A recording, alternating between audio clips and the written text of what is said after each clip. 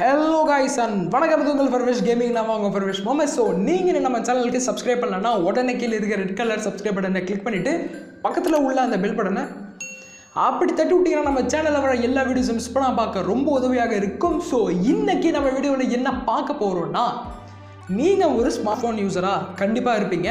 So அப்படி நீங்கள் உங்கள் ஸ்மார்ட் ஃபோனை யூஸ் பண்ணுறப்ப உங்களுடைய ஸ்மார்ட் ஃபோன் ரேடியேஷன்ஸை எமிட் பண்ணுதா?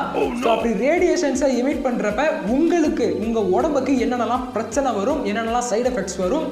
ஸோ மொபைல் வாங்குறப்ப பின்னாடி பாக்ஸில் ஷேர் வேல்யூன்னு ஒன்று போட்டிருப்பாங்களே. ஸோ அப்படின்னா என்ன, நீங்கள் அதிகமாக ஃபோன் பேசுகிறப்போ உங்கள் மூளைக்கு ஏதாச்சும் பாதிப்பு வருமா அப்படின்னு சொல்லிட்டு நிறையா கேள்விகள் இருக்குது. ஸோ அந்த கேள்விகளுக்கு எல்லாத்துக்குமே தெளிவாக சிம்பிளாக ஒரு நிறையா பதிலை இன்றைக்கி இந்த வீடியோவில் நான் உங்களுக்கு சொல்ல போகிறேன். ஸோ மறக்காமல் இந்த வீடியோ கிடச்சிருக்கு, ஸ்கிப் பண்ணாமல் தொடர்ந்து பாருங்கள். ஸோ வாங்க கைஸ், இன்றைக்கி வீடியோக்குள்ளே போகலாம்.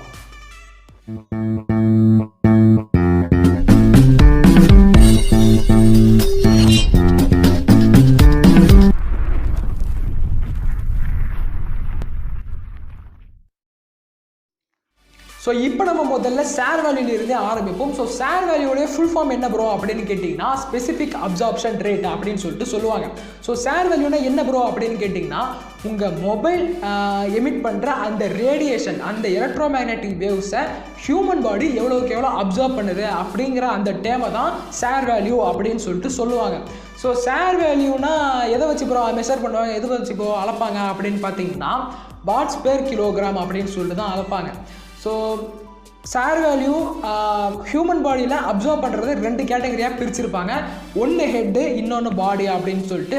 ஸோ இந்தியாவுடைய ரூல்ஸ் அண்ட் ரெகுலேஷன்ஸ் படி ஒரு ஸ்மார்ட் ஃபோனை விற்கணும்னா 1.6 வாட், அதுக்கும் கீழே இல்லைனா 1.6 வாட் அவ்வளோதான் இருக்கணும். ஸோ அதை தாண்டி இருந்துச்சுன்னா இந்தியாவில் அந்த ஸ்மார்ட் ஃபோனை விற்கிறதுக்கான பர்மிஷன் அண்ட் சர்டிஃபிகேஷன் தரமாட்டாங்க.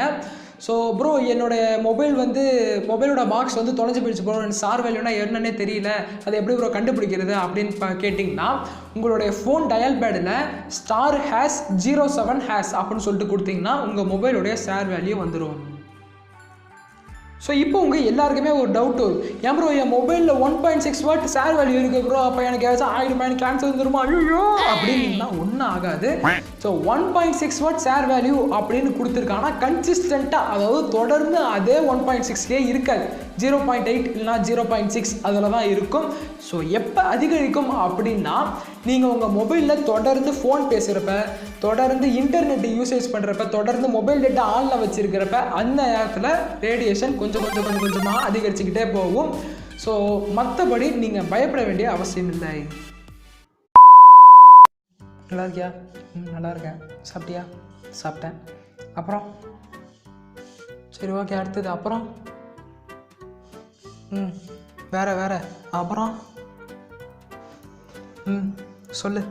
அப்புறம் யாருப்பா அது? சரி ஓகே ப்ரோ, என் ஃபோன் அதிகமாக ரேடியேஷன்ஸ் எமிட் பண்ணால் என்னென்னலாம் ப்ராப்ளம், சைடு எஃபெக்ட்ஸ் எல்லாம் வரும் அப்படின்னு கேட்டிங்கன்னா, முதல் விஷயம் உங்களுக்கு பயங்கரமாக தலையை வலிக்கும். ஸோ தலையை வலிக்கிறது மட்டும் இல்லாமல் உங்கள் நர்வஸ் சிஸ்டம் பாதிக்கப்படுறதுக்கான அதிக வாய்ப்பு இருக்குது அப்படின்னு சொல்லிட்டு சொல்கிறாங்க. ஸோ இது மட்டும் இல்லை, இதை விட அடுத்த வேறு லெவலில் கேன்சர் ரிஸ்க் வர்றதுக்கான வாய்ப்பு இருக்குது அப்படின்னு சொல்லிட்டு சொல்கிறாங்க. ஸோ இது கன்ஃபார்ம் ஆகல, பட் எக்ஸ்பெரிமெண்ட் போயிட்டுருக்கு. ஸோ கேன்சர் ரிஸ்க் வர்றதுக்கான வாய்ப்புகள் இருக்குது அப்படின்லாம் சொல்கிறாங்க, இன்னும் கன்ஃபார்ம் பண்ணப்படலை.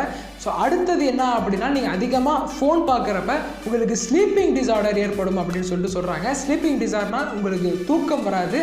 ஸோ தூக்கம் வராமல் நீங்கள் அதிக நேரம் முழிச்சுக்கிட்டே தான் இருப்பீங்க அப்படின்னு சொல்லிட்டு சொல்கிறாங்க. அண்ட் அடுத்தது என்ன அப்படின்னா, டிப்ரெஷன், உங்களுக்கு அளவுக்கு அதிகமாக டிப்ரெஷன் ஏற்படும் அப்படின்னு சொல்லிட்டு சொல்கிறாங்க. ஸோ அதுக்கப்புறமேட்டு என்ன அப்படின்னா, நீங்கள் அளவுக்கு அதிகமாக ஃபோன் பேசுகிறப்ப உங்கள் மொபைலில் சாதாரணமாக எமிட் ஆகிற அந்த ரேடியேஷன்ஸை விட பல மடங்கு ரேடியேஷன்ஸ் அதிகமாக எமிட் ஆகும் அப்படின்னு சொல்லிட்டு சொல்கிறாங்க. ஸோ அப்படி எமிட் ஆகிறப்ப உங்கள் பிரெயினுக்கு டேமேஜ் ஏற்படும்னு சொல்லிட்டு சொல்கிறாங்க. அண்டு குறிப்பாக இன்னொரு விஷயமும் சொல்கிறாங்க, என்ன அப்படின்னா, உங்களுடைய நரம்பு மண்டலத்தில் அப்படியே ரத்த ஓட்டம் ஃப்ரீஸ் ஆகி அதை அப்படியே கட்டாகிறதுக்கான வாய்ப்பு இருக்குது அப்படின்னு சொல்கிறாங்க. ஸோ முடிஞ்ச அளவுக்கு ஃபோனை நீங்கள் ஃபோன் பேசுகிறப்ப நீங்கள் ஹெட்ஃபோன் போட்டோ இல்லது ஸ்பீக்கரில் போட்டோ பேச பழகுங்க. ஏன் ப்ரோ அப்போ மட்டும் நான் ரேடியேஷன் இதாகதா அப்படின்னு கேட்டிங்கன்னா, சாதாரணமாக வர்ற அந்த அதிக ரேடியேஷன்ஸை விட கொஞ்சம் கம்மியாக வரும். ஸோ அதுதான், அப்படி நீங்கள் பேசுகிற மாதிரி இருந்துச்சுன்னா நான் சொல்கிறேன். ஸோ சும்மாலாம் நீங்கள் இது பண்ணணும்னு ஒன்றும் அவசியம் இல்லை. ஸோ அடுத்ததை நம்ம என்ன பார்க்க போகிறோன்னா, உங்கள் குழந்தைங்க கைகளுக்கு ஃபோனுகள் கொடுக்காதீங்க. ஸோ இப்போ சரியான 1 வயசு குழந்தையே ஃபோன் யூஸ் பண்ண ஆரம்பிச்சிருச்சு. ஸோ அப்படி அந்த குழந்தைங்க யூஸ் பண்ணுச்சுன்னா அளவுக்கு அதிகமான ரேடியேஷன்ஸை அந்த குழந்தைங்க அப்சர்வ் பண்ணும். ஏன் அப்படி சொல்கிறேன்னா, சாதாரண ஒரு அடல்ட் பாடி அப்சர்வ் பண்ணுற ஃபோனோட ரேடியேஷனை விட பல மடங்கு ஒரு ஃபோனோட ரேடியேஷனை அந்த குழந்தையோட பாடி அப்சர்வ் பண்ணும். ஏன்னா குழந்தையோட பாடி ஒரு சென்சிட்டிவான பாடினே சொல்லலாம்.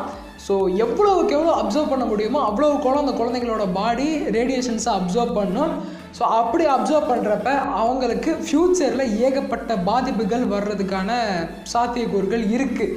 ஸோ அதனால் முடிஞ்ச அளவுக்கு குழந்தைங்க கையில் ஃபோன் கொடுக்காம பார்த்துக்குங்க. நான் ஃபோன் பார்த்தா தான் சாப்பிடுவேன், நான் ஃபோன் பார்த்தா தான் தூங்குவேன் அப்படின்னா பலரும் ஒரு 2 அரை அரைஞ்சி அவங்கள தூங்கவோ சாப்பிடவோ வைங்க. யார் புள்ள? உங்கள் புள்ள தானே. அதனால் நீங்கள் முடிஞ்ச அளவுக்கு அவங்கள்ட்ட ஃபோன் கொடுக்கறத நிப்பாட்டுங்க. ஸோ அடுத்ததாக நம்ம என்ன பார்க்க போகிறோன்னா, நீங்கள் நைட்டு தூங்குறப்ப உங்கள் பெட்ரூமுக்கு நீங்கள் ஃபோனை எடுத்துகிட்டு போகாதீங்க. ஸோ நைட்டு நீங்கள் தூங்குறப்போ உங்கள் பெட்ரூமில் ஃபோனை எடுத்துகிட்டு போனீங்கன்னா உங்களுடைய மொபைல்லேருந்து வர ரேடியேஷன் அந்த ஒரு ரூமையே தான் சுற்றி வரும். ஸோ அப்படி வர்றப்போ உங்களுக்கு சரியான ஒரு ஸ்லீப்பிங் இருக்காது, சரியான ஒரு தூக்கம் இருக்காது. ஸோ அப்படி பண்ணுறப்ப நீங்கள் உங்களுடைய மொபைலை நீங்கள் உங்கள் தலைமாட்டுக்கெல்லாம் வச்சு சில பேர் படுப்பாங்க. ஸோ அப்படி படுக்கிறப்ப அவங்களுடைய பிரெயின் செம்மையாக டேமேஜ் ஆகிறதுக்கான வாய்ப்பு இருக்குது. அதோடு மட்டும் இல்லாமல் உங்களுக்கு சரியான தூக்கம் வராது. அது மட்டும் இல்லாமல் ரேடியேஷன்ஸ் உங்களை நல்லா அப்சர்வ் பண்ணிக்கிட்டே இருக்கும். நீங்கள் ரேடியேஷன்ஸ் செம்மையாக அப்சர்வ் பண்ணிக்கிட்டே இருப்பீங்க. ஸோ அப்படி அப்சர்வ் பண்ணுறப்ப உங்களுக்கு பாதிப்புகள் வரதான் செய்யும். ஸோ அதனால் முடிஞ்ச அளவுக்கு நைட்டு தூங்குறப்ப பெட்ரூமுக்கு ஃபோனையே கொண்டு வராதிங்க. ஸோ ஓவரால் இந்த வீடியோவோட எண்டுக்கு வந்துட்டோம். ஸோ ஃபோன் எதுக்கு கண்டுபிடிச்சாங்க? ஃபோன் பேசுகிறதுக்கு. அதுதான் அதுக்கு பேர் ஃபோன் அப்படின்னு சொல்லிட்டு வச்சாங்க. பட் நம்ம அதை தவிர பாக்கி எல்லாத்தையும் பண்ணிகிட்டு இருக்கோம்.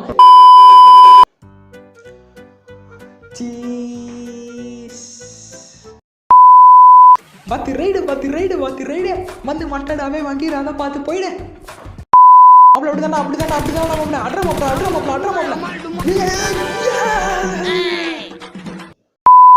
ஃபோட்டோ எடுக்கிறது, வீடியோ எடுக்கிறது, கேமிங் பண்ணுறது, அதுக்கப்புறமேட்டு வேறு ஏதாச்சும் இது பண்ணுறது அதுன்னு சொல்லிட்டு எக்கச்சக்கமாக ஃபோன் பேசுகிறத தவிர பாக்கி எல்லா வேலையும் தான் அதிகமாக இருக்குது ஃபோனில்.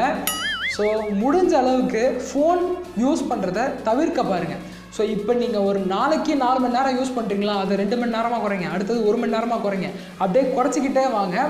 ஸோ இதனால் உங்களுக்கு நிறைய விதமான ப்ராப்ளம்ஸ் குறையிறதுக்கான வாய்ப்பு இருக்குது. ஸோ இந்த மாதிரி நீங்கள் தொடர்ந்து யூஸ் பண்ணுறப்போ உங்கள் கண்ணுக்கும் பாதிப்பு வரும், அதோட உங்களுடைய பிரெயினுக்கும் பாதிப்பு வரும். ஸோ அதனால் முடிஞ்ச அளவுக்கு உங்கள் ஃபோனை யூஸ் பண்ணுறதை தவிர்க்க பாருங்கள்.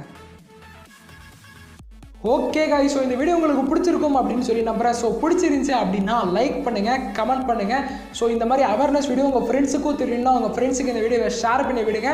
அண்ட் மறக்காமல் இந்த சேனல் நீங்கள் புதுசுனா உடனே கீழே இருக்க ரெட் கலர் சப்ஸ்கிரைப் பட்டனை கிளிக் பண்ணிவிட்டு பக்கத்தில் உள்ள அந்த பெல் பட்டனை அப்படி தட்டி விட்டிங்கன்னா எனக்கு கொஞ்சம் மோட்டிவேஷனாகவும் இருக்கும், சப்போர்ட்டாகவும் இருக்கும். ஸோ நெக்ஸ்ட் வீடியோவில் சந்திக்கும் வரை உங்களிடம் விடைபெறுவது நான் ஃபர்வேஷ்.